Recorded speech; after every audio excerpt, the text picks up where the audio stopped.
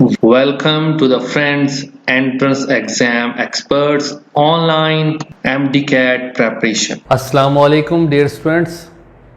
This is Dr. Numan Askar and I welcome you all on the fee entrance test preparation.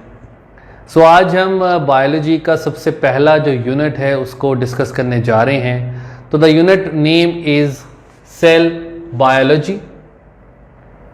इसमें हम सबसे पहले introduction को discuss करेंगे, उसके बाद एनिमल एंड प्लांट सेल के स्ट्रक्चर को देखेंगे, उनके डिफरेंस को डिस्कस करेंगे और मैग्नीफिकेशन एंड रेजोल्यूशन के टॉपिक को डिस्कस किया जाएगा. अब इंट्रोडक्शन में सबसे पहले हम सेल को डिफरेंट कंपोनेंट्स में डिवाइड करेंगे. सेल के कंपोनेंट्स में सबसे पहले covering of the cell. Covering of the cell में सेल वॉल आती है, that is present in plants. Cell membrane, that is the outermost covering in the case of animals.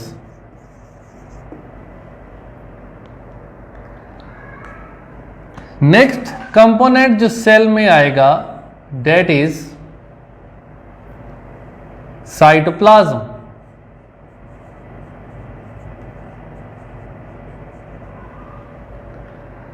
Cytoplasm is comprises of cytosol, that is the fluid present in the cytoplasm. इस cytosol को हम matrix भी कह सकते हैं. Cytoplasm में present होती हैं ऑर्गेनेलिस. ऑर्गेनेलिस को डिवाइड किया जा सकता है membranes organelles and non membranes. membranous organelles that can be single membrane और डबल. सिंगल मेम्ब्रेन में एग्जाम्पल आ सकती हैं Golgi apparatus, endoplasmic reticulum, lysosomes. जो डबल मेम्ब्रेन है इसमें एग्जाम्पल आ सकती है माइटोकॉन्ड्रिया एंड क्लोरोप्लास्ट. अब इससे रिलेटेड एमसीक्यूज बहुत दफ़ा आ चुके हैं कि कौन सी सिंगल मेम्ब्रेन ऑर्गेनेली है और कौन सी डबल मेम्ब्रेन बॉन्डेड ऑर्गेनेली है. अब यहाँ पे एक इंफॉर्मेशन शेयर करेंगे कि जो माइटोकॉन्ड्रिया और क्लोरोप्लास्ट में से जो क्लोरोप्लास्ट है that is the largest organelle और जो माइटोकॉन्ड्रिया है that is the second largest organelle. अब आते हैं हम नॉन मेम्ब्रेनस ऑर्गेनेलिस की तरफ.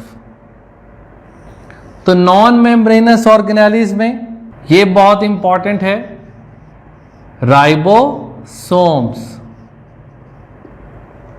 जिनकी मेम्ब्रेन नहीं होती एंड सेंट्रोसोम्स. अब इसके बाद as we know the third component is the nucleus जो कि डबल मेम्ब्रेन ऑर्गेनेली है but it is the control centre of the cell.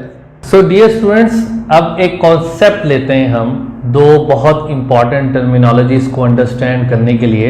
एक तो प्रोटोप्लास्ट क्या होता है and the second one is protoplasm क्या चीज है. सो ये एमसीक्यू है अब आपके सामने. Protoplast lack cytoplasm, mitochondria, chloroplast, cell wall.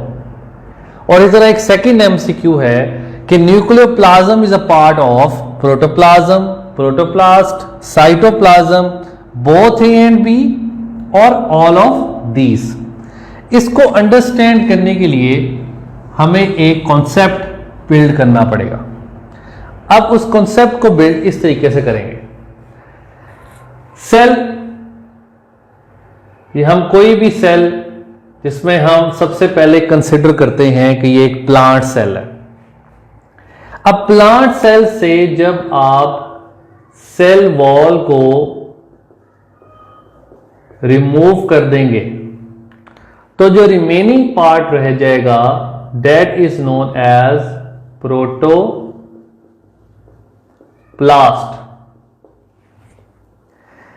अब इस प्रोटोप्लास्ट से जब हम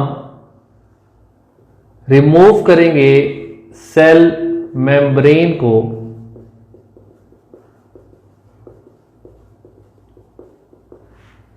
तो remaining will be known as protoplasm.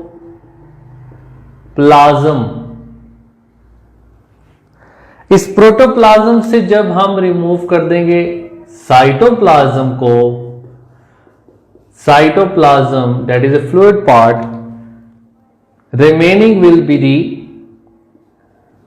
Nucleoplasm.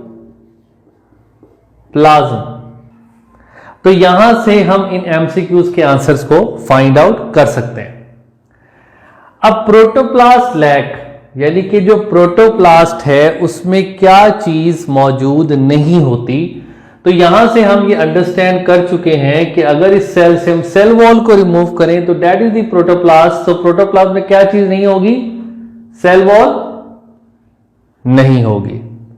इसी तरीके से nucleoplasm is the part of. अब न्यूक्लियोप्लाज्म साइटोप्लाज्म का पार्ट भी है, प्रोटोप्लाज्म का पार्ट भी है, प्रोटोप्लास्ट का पार्ट भी है। So the answer is all of these. So हम इसको इस तरीके से भी लिख सकते हैं कि protoplasm is equal to cytoplasm plus nucleoplasm, और जो प्रोटोप्लास्ट है that is protoplasm plus cell membrane. So अब हम डिस्कस करेंगे एनिमल एंड प्लांट सेल के स्ट्रक्चर एंड फंक्शन को। तो सबसे पहले इनके डिफरेंसेस देखते हैं। A plant cell has a rigid wall on the outside, जबकि एनिमल सेल में सेल वॉल एब्सेंट होती है। इस तरीके से जो प्लांट सेल है वो लार्जर इन साइज होते हैं, जबकि animal cell comparatively smaller in size होते हैं। प्लांट सेल अपनी शेप को चेंज नहीं कर सकते due to the presence of cell wall. Animal cell change कर सकते हैं क्योंकि इनमें सेल वॉल प्रेजेंट नहीं होती। Plant cell cannot change its position or move about, जबकि एनिमल सेल अपनी पोजीशन चेंज कर सकते हैं। प्लांट सेल बर्स्ट नहीं होते अगर उन्हें हाइपोटोनिक सॉल्यूशन में रखा जाए due to the presence of cell wall. Hypotonic solution का मतलब क्या होता है कि जिसमें पानी की मिकदार ज्यादा होती है, और एनिमल सेल बर्स्ट हो सकते हैं हाइपोटोनिक सॉल्यूशन में until they possess contractile vacuoles. Contractile vacuoles जो कि कुछ एनिमल्स में प्रेजेंट होता है, तो अगर कॉन्ट्रैक्टाइल वैक्यूल है तो एनिमल सेल बर्स्ट नहीं करेगा, अदरवाइज एनिमल सेल की बर्स्टिंग हो सकती है। Mitochondria are comparatively fewer in number in the plant cell, जबकि एनिमल सेल में generally numerous number of mitochondria present होते हैं। नेक्स्ट पॉइंट इसके जो गोल्जी ऑपरेटर्स है प्लांट सेल में, उसमें नंबर ऑफ डिस्टिंक्ट और अनकनेक्टेड यूनिट्स होते हैं जिसको डिक्टायोसोम्स कहा जाता है, वो कनेक्टेड नहीं होते। जबकि एनिमल सेल में गोल्जी ऑपरेटर्स लोकलाइज्ड होता है, consist of well connected single complex. इसमें कनेक्टेड यूनिट्स हैं, इसमें अनकनेक्टेड यूनिट्स है, तो अनकनेक्टेड यूनिट्स की वजह से इसको डिक्टायोसोम्स कहा जाता है। The cell cannot take part in phagocytosis। जो प्लांट सेल है उसमें phagocytosis नहीं हो सकती, जबकि animal cell can ingest the material through phagocytosis। Plant cell में लाइसोसोम्स रेयर होते हैं, their activity is performed by specialised vacuoles. इसका मतलब प्लांट सेल में स्पेशलाइज्ड वैक्यूल्स होते हैं जो लाइसोसोम्स के तौर पे काम करते हैं, जबकि एनिमल सेल में टिपिकल लाइसोसोम्स प्रेजेंट होते हैं। प्लांट सेल में ग्लाइकोक्सिसोम्स प्रेजेंट होते हैं, एनिमल सेल में एब्सेंट होते हैं। प्लांट सेल में reserve food generally starch and fat होती है, जबकि एनिमल सेल में reserve food glycogen and fat होती है।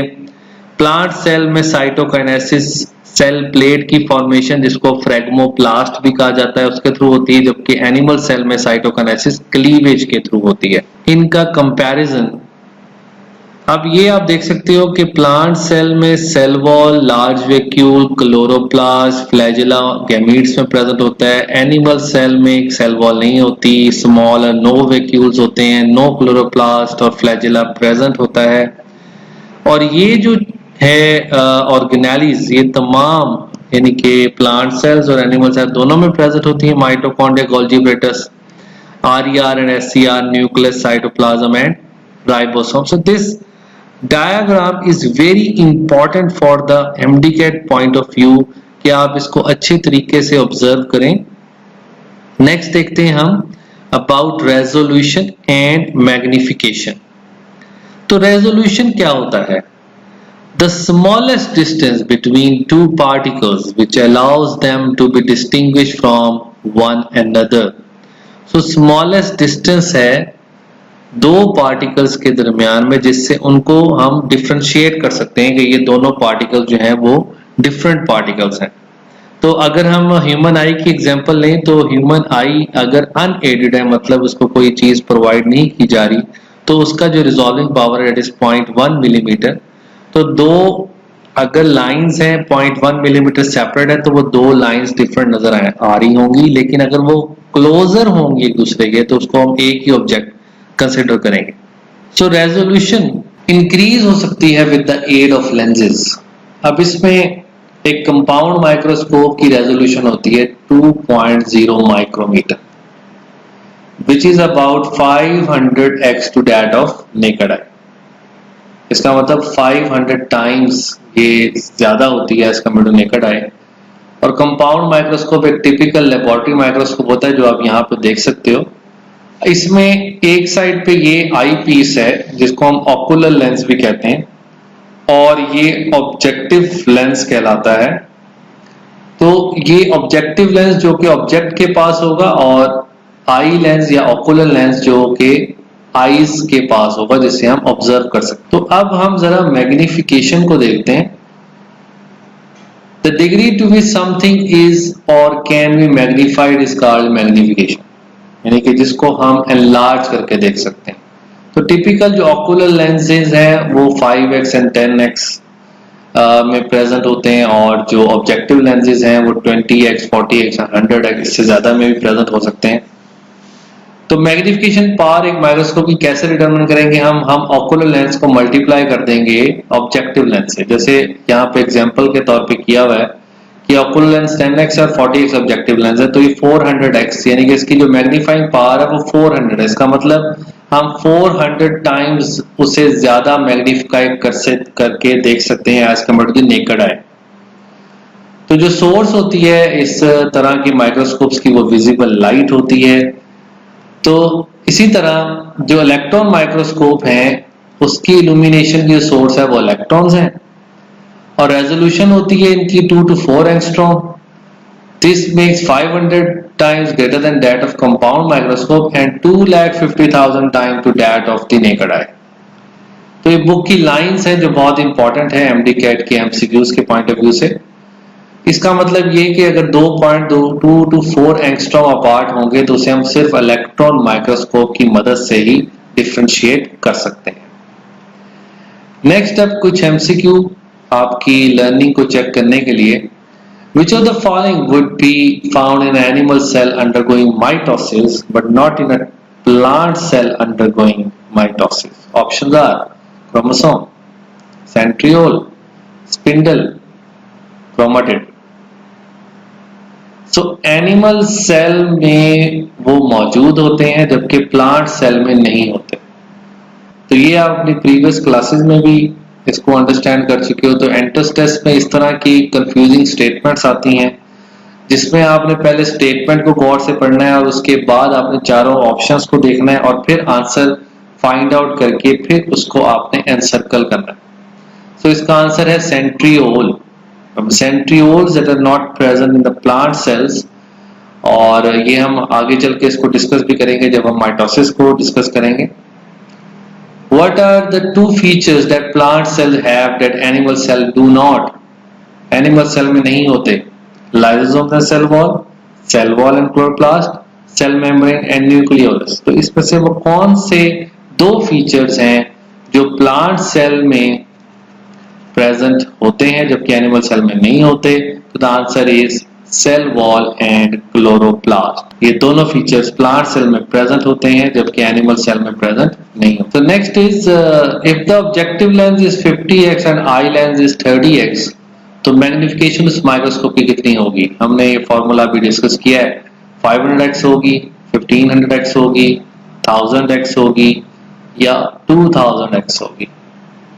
सो 50x को हम 30x से मल्टीप्लाई करेंगे तो answer will be the 1500x। Our topic of unit number 1 is the cell membrane. So cell membrane, that is also known as plasma membrane, और इसको bio membrane भी कहा जाता है। तो अब सबसे पहले हम ये देखते हैं कि इसको प्लाज्मा मेम्ब्रेन क्यों कहा जाता है। As we know that if this is a cell, तो सेल के अंदर ये न्यूक्लियस है और जो न्यूक्लियस के सराउंडिंग में है that is the cytoplasm. Cytoplasm को ये सराउंड कर रही है मेम्ब्रेन, सो दैट्स वाई इसको हम प्लाज्मा मेम्ब्रेन कहते हैं। अब plasma membrane is composed of, इसमें प्रोटीन्स हैं and phospholipids and protein, and plasma membrane is selectively permeable membrane। अब ये अंडरस्टैंड करना बहुत ज़रूरी है सिलेक्टिवली परमिएबल मेम्ब्रेन के कॉन्सेप्ट को। एज हमें ये पता है कि जो प्लाज्मा मेम्ब्रेन है उसके अंदर पोर्स प्रेजेंट होते हैं लाइक दिस वन। अब इस सिलेक्टिवली परमिएबल के साथ एक और टर्मिनोलॉजी यूज होती है, इसको हम कहते हैं सेमी परमिएबल। इन दोनों में क्या डिफरेंस है वो अब हमने डिस्कस करना है। सपोज यहां पे ये मॉलिक्यूल्स हैं कुछ like this one, these are the molecules जिन्होंने सेल के अंदर एंटर होना है। सेमी परमिएबल का मतलब यहां पे क्या होगा, वो मेम्ब्रेन जिसमें जो मॉलिक्यूल्स हैं वो सिर्फ पोर साइज के अकॉर्डिंगली मूव करेंगे। जैसे हम ये कह सकते हैं कि ये जो इस वक्त मॉलिक्यूल है that one, this will move from this pore. अब ये मॉलिक्यूल यूजफुल भी हो सकता है, ये मॉलिक्यूल हार्मफुल भी हो सकता है, लेकिन वो इस पोर साइज के अकॉर्डिंगली इसके अंदर से मूव कर सकता है। इसको हम सेमी परमिएबिलिटी कहते हैं। सिलेक्टिव परमिएबल का मतलब ये है कि either the molecule is small in size, either the molecule is large in size, but if it is required inside the cell तो वो सेल के अंदर मूव करेगा। अगर वो पोर, उसका सेल का जो पोर है और जो मॉलिक्यूल का साइज है वो इक्वल है तो वो मॉलिक्यूल पोर से क्रॉस कर जाएगा। अगर उसका साइज बड़ा है लाइक दिस वन, तो वो एंडोसाइटोसिस का जो प्रोसेस होता है उसके थ्रू सेल के अंदर मूव कर जाएगा। अब यहाँ पे जो सिलेक्टिवली परमिएबल का वर्ड है वो इसीलिए यूज हुआ कि जो मेम्ब्रेन है वो सिलेक्ट करके सब्सटेंसेस को अंदर मूव करवाती है और सिलेक्ट करके सब्सटेंसेस को सेल से बाहर मूव करवाती है।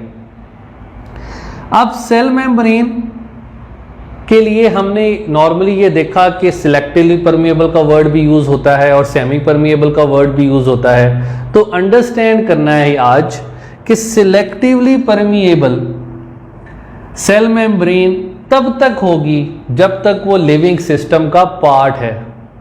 इसका मतलब ये कि जब तक ये एक सेल का पार्ट है, ये सेल है, सेल का पार्ट है जब तक ये, तो इसको हम सिलेक्टिवली परमेबल मेम्ब्रेन कहेंगे। जब ये इस सेल से अलग हो जाएगी, जब वो एक लिविंग सिस्टम का पार्ट नहीं रहेगी मेम्ब्रेन, तो तब वो सेमी परमिएबल के तौर पे वर्क करती है। सो अब हम प्रॉपर्टीज ऑफ प्लाज्मा मेम्ब्रेन को डिस्कस करते हैं। तो प्रोटीन जो है इसमें 60 to 80% है, लिपिड्स जो है वो 20 to 40% है, कार्बोहाइड्रेट्स फ्यू इन नंबर होते हैं, cholesterol that are only present in eukaryotes, and plasma membrane is a dynamic membrane, means it is continuously moving membrane, वो static नहीं होती, वो dynamic membrane होती है। ओके स्टूडेंट्स, सो अब हम डिस्कस करेंगे स्ट्रक्चर ऑफ प्लाज्मा मेम्ब्रेन और उसमें हम मॉडल डिस्कस करेंगे प्लाज्मा मेम्ब्रेन में। तो सबसे पहले हम डिस्कस करने जा रहे हैं unit membrane model. Unit membrane model was given by Danielli and Davson. According to this model, plasma membrane is made up of protein and phospholipids. Proteins are globular proteins. As we know कि proteins की दो types हैं, globular proteins and fibrous proteins. So according to unit membrane model, जो proteins हैं वो globular proteins होती हैं, और जो phospholipids हैं they are amphipathic. एम्फीपैथिक का मतलब ये कि अगर हम ऑब्जर्व करें फॉस्फोलिपिड के स्ट्रक्चर को, सो एज वी नो कि ये जो हेड रीजन है दैट इज ऑफ ग्लिसरल, और ये फैटी एसिड की चेन्स होती हैं, और इसके हेड में यहां पे अटैच होता है phosphate group. So one and is, अब ये जो एक एंड है इसका, दैट वन, ये head, that is hydrophilic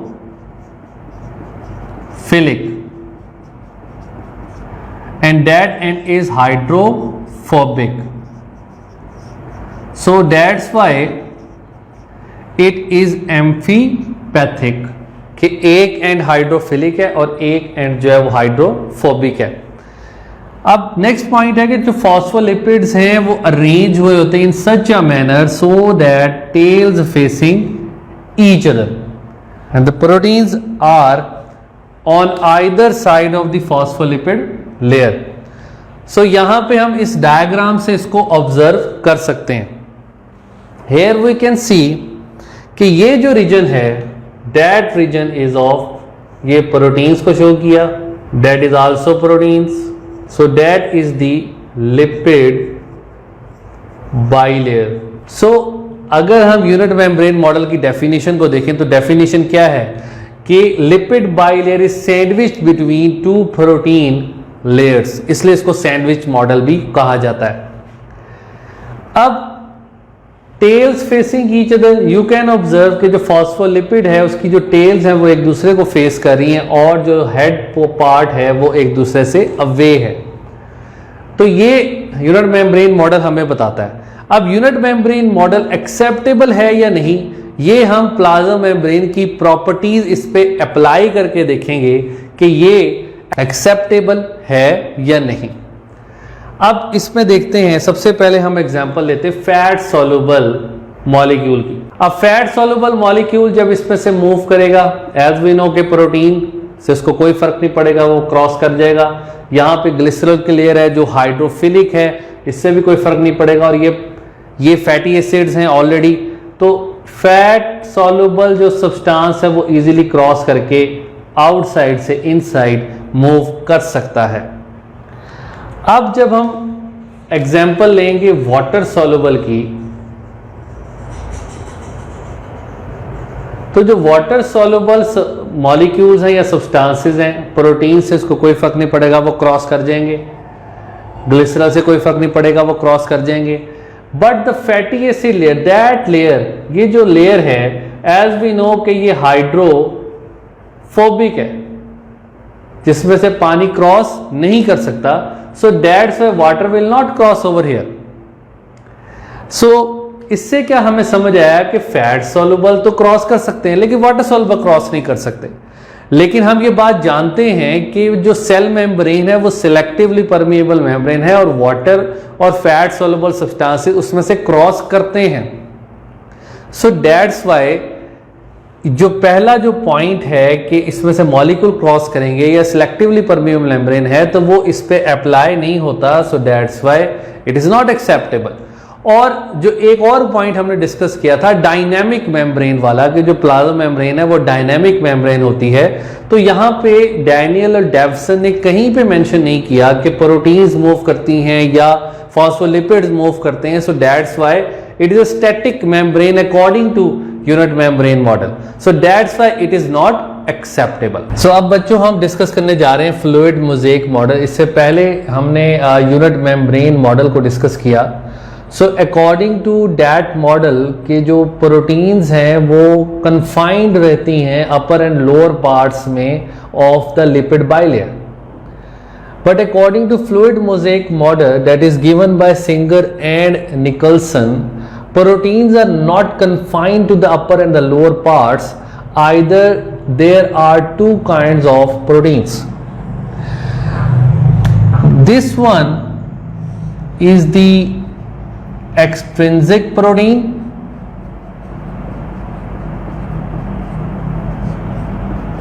and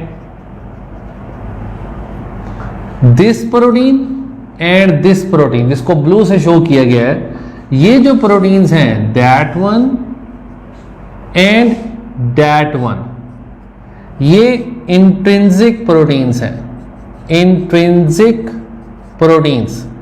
अब जैसा नाम से समझ आ रही है कि एक्सट्रिंसिक का मतलब आउटर साइड पे, तो इसका मतलब ये जो प्रोटीन्स हैं ये टुवर्ड्स द आउटसाइड प्रेजेंट होंगी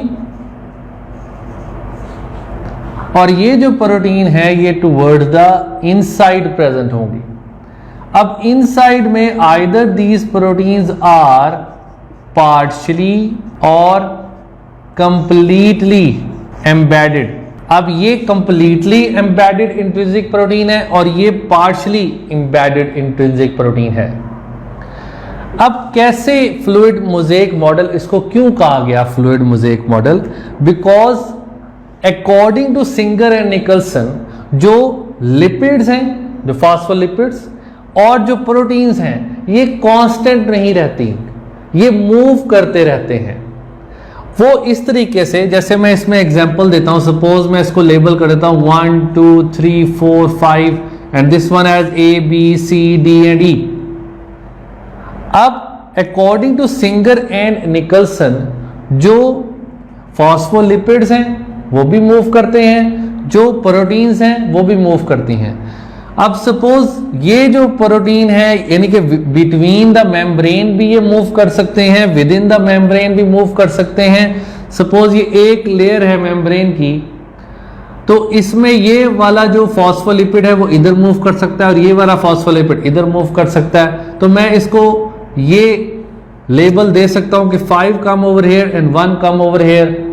इसी तरीके से ये जो फॉस्फोलिपिड की लेयर है वो इस लेयर के साथ भी अपने आप को एक्सचेंज कर सकते हैं, मूवमेंट कर सकते हैं। जैसे यहाँ पे 4 है और यहाँ पे E है, तो मैं ये कह सकता हूं कि यहाँ पे E आ गया और यहाँ पे 4 चला गया, तो फॉस्फोलिपिड मूव कर सकते हैं। So that's why it is a fluid mosaic model.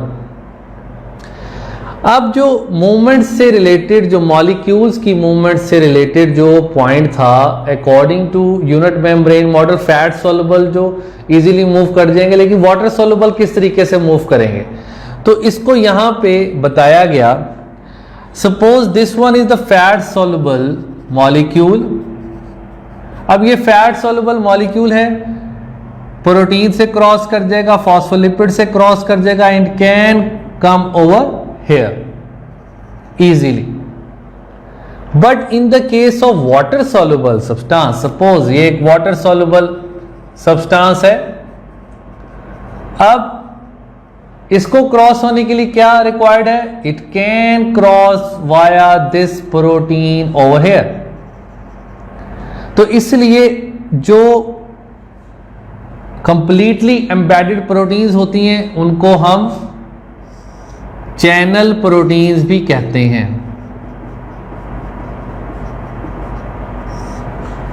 कि ये चैनल प्रोवाइड करती हैं for the movement of the molecules.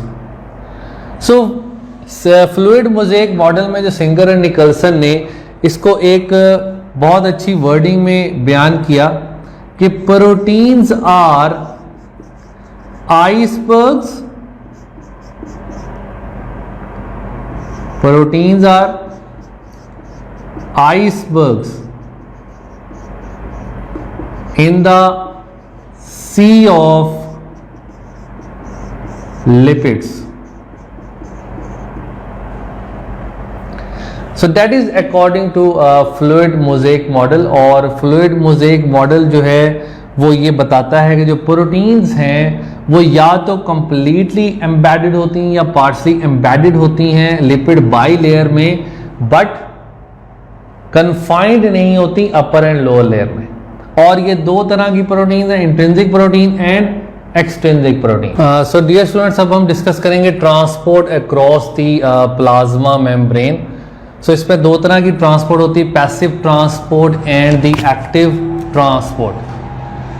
अब passive transport is without energy, यानी कि इसमें एटीपी रिक्वायर्ड नहीं होता, और जो एक्टिव ट्रांसपोर्ट है दैट इज एटीपी डिपेंडेंट, और इसे हम एनर्जी डिपेंडेंट कह सकते हैं। इसमें मूवमेंट ऑफ सब्सटेंसेस होती है according to the concentration gradient. According to the concentration gradient means from higher to lower, और इसमें मूवमेंट ऑफ सब्सटेंसेस होती है against the concentration gradient, means from lower to high concentration. अब जो passive transport होती है बेसिकली उसमें equilibrium attain होता है, ये मस्ट है कि जो पैसिव ट्रांसपोर्ट है उसमें इक्विलिब्रियम अटेन हो जाएगा, और जो एक्टिव ट्रांसपोर्ट होती है उसमें इक्विलिब्रियम अटेन नहीं होता। अब ये स्लोअर है और ये फास्टर है, क्योंकि ऑब्वियसली ये एनर्जी डिपेंडेंट है तो ये फास्टर होगी। इसमें सेमी परमिएबल मेम्ब्रेन में और मे नॉट प्रेजेंट, और इसमें मेम्ब्रेन इज डेफिनेटली प्रेजेंट, क्योंकि जो एक्टिव ट्रांसपोर्ट है वो प्रोटीन्स के थ्रू होती है, और proteins are only present on the membrane. Not affected by low temperature, absence of oxygen, और मेटाबॉलिक जो इनहिबिटर्स होते हैं लाइक साइनाइड्स, और it is affected by low temperature, absence of oxygen और साइनाइड, क्योंकि ये एटीपी को अफेक्ट करेगा। अब जो पैसिव ट्रांसपोर्ट है उसमें कौन कौन सी ट्रांसपोर्ट्स आती हैं, ये अब हम यहाँ पे एक क्लासिफिकेशन के थ्रू देख लेते हैं कि जो पैसिव ट्रांसपोर्ट है उसके अंदर आएगा osmosis, diffusion and facilitated diffusion, जबकि जो एक्टिव ट्रांसपोर्ट है उसमें हम डिस्कस करेंगे एंडोसाइटोसिस एंड एक्सोसाइटोसिस। इसके अलावा जो जो एक्टिव ट्रांसपोर्ट है उसमें सोडियम पोटेशियम पंप भी इंक्लूड होते हैं। सो अब आप इस डायग्राम के through all the transport mechanism across the membrane जो है उसको एक टेबल के थ्रू अंडरस्टैंड कर सकते हो।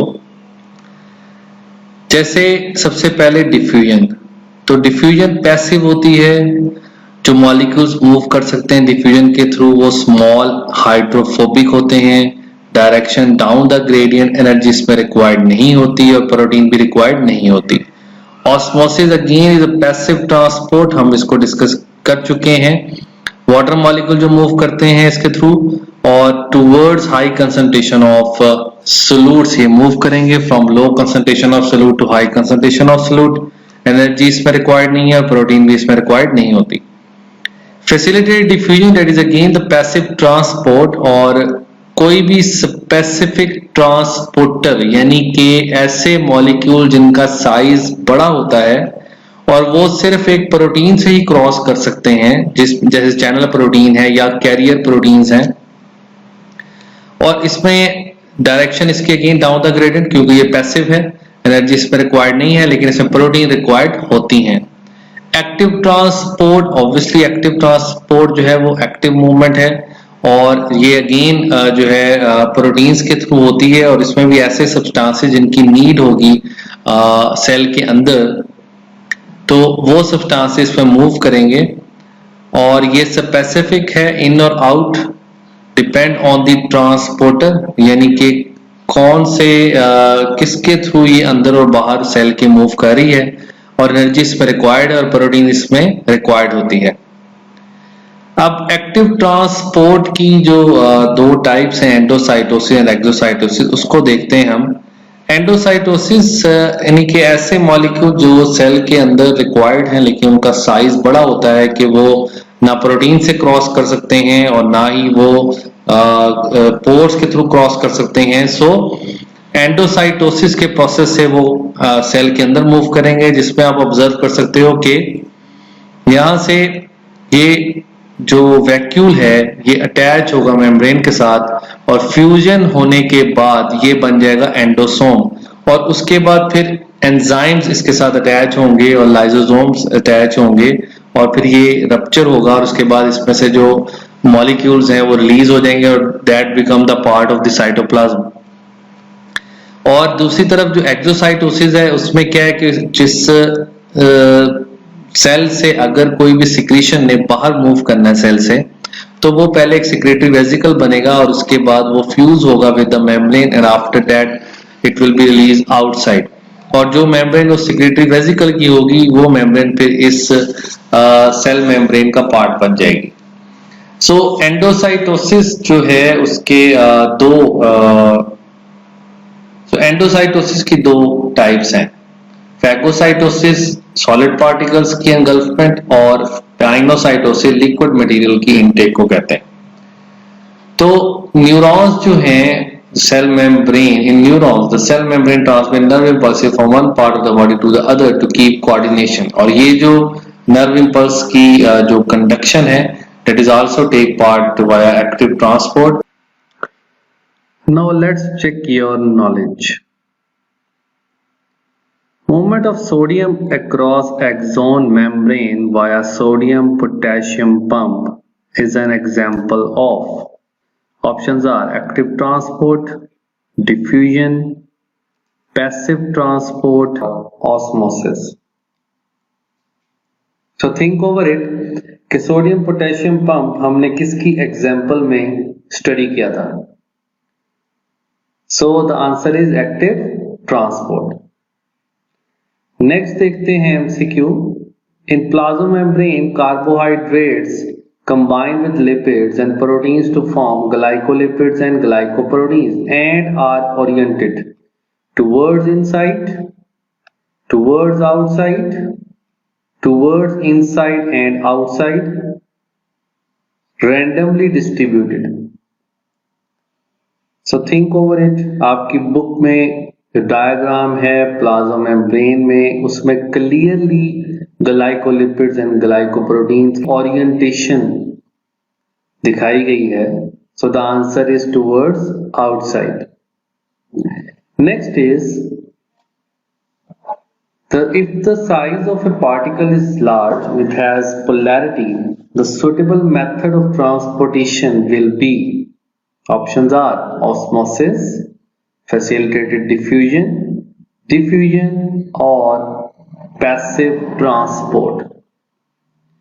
तो अगर पार्टिकल का साइज बड़ा है और उसकी पोलैरिटी भी है तो सुटेबल मेथड कौन सा होगा? Facilitated diffusion. अब नेक्स्ट देखते हैं part of cell membrane which is in contact with external and internal environment. Hydrophobic है, हाइड्रोफिलिक है, हाइड्रोफिलिक एंड हाइड्रोफोबिक है या न्यूट्रल है। तो इस पे आप डायग्राम अगेन ऑब्जर्व करें सेल मेम्ब्रेन की तो आपको इसका आंसर बहुत इजीली फाइंड आउट हो जाएगा कि वो सेल मेम्ब्रेन का पार्ट जो एक्सटर्नल और इंटरनल एनवायरनमेंट से कांटेक्ट में होता है दैट इज हाइड्रोफिलिक, जो कि ग्लिसरॉल का पोर्शन होता है। So this is from my side today. So thank you very much and Allah Hafiz.